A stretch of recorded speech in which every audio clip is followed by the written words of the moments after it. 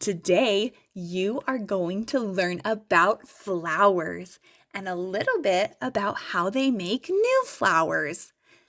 Take a look at a flower. It might look simple, but it actually has some very important parts. The colorful outer parts are called the petals. Petals help attract pollinators like bees and butterflies. Right in the center of the flower are the most important parts. These tall, thin parts with little tips are called the stamen. The stamen make a powder called pollen. In the very middle is the pistil. The pistil is the part that receives the pollen. When pollen moves from the stamen to the pistil, something amazing can happen. A new seed can start to grow. But how does the pollen move? That's where the pollinators come in. Pollinators are animals and bugs, like bees, butterflies, and even birds.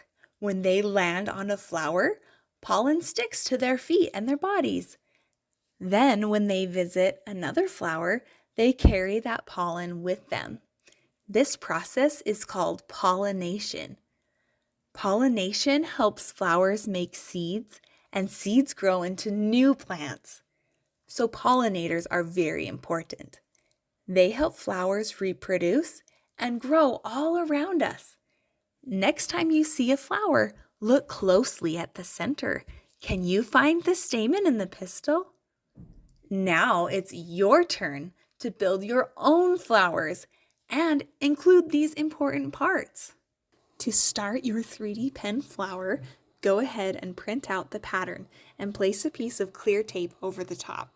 This will help the filament come off more easily when you're finished. First, we're going to work on the center of the flower. I like to start by filling in the middle area, keeping the filament nice and flat. Next, we add the stamen and the pistil.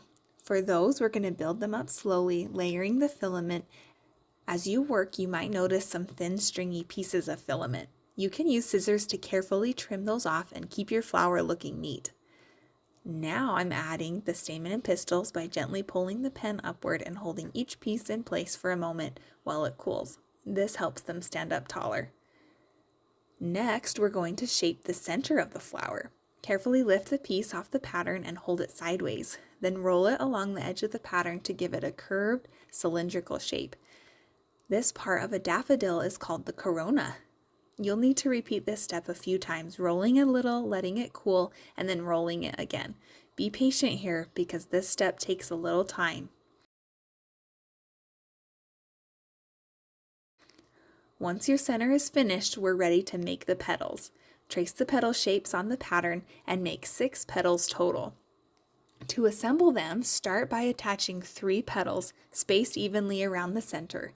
Then add 3 more petals in between, slightly overlapping the first layer. Use your 3D pen like glue by adding a small amount of filament at the base of each petal to attach it. Let each petal cool before adding the next one. Now it's time to make the stem. There isn't a strict pattern for this, so you can get creative. I like to build mine up using long stripes and small zigzag shapes to give it strength. Once your stem is finished, attach it to the bottom of your flower. And just like that, you have a beautiful 3D pen flower that shows the parts of a real flower. Next, I'll show you how to make a tulip. The steps are very similar. You'll start with the center, add the stamen and pistil, and then create the petals. This one's being created by my 5-year-old helper. The main difference is how the petals are arranged. Instead of laying flat, you'll angle them upward. It can help to have a friend hold the petals in place while you attach them. Then add the stem the same way as before. Finally, it's your turn to design a vase for your flowers. I made mine by rolling a paper into a cylinder and covering it with tape. Then I used my 3D pen to draw a zigzag pattern all around it to create a sturdy shape. When you're finished, you'll have a beautiful handmade flower gift you can give to someone special.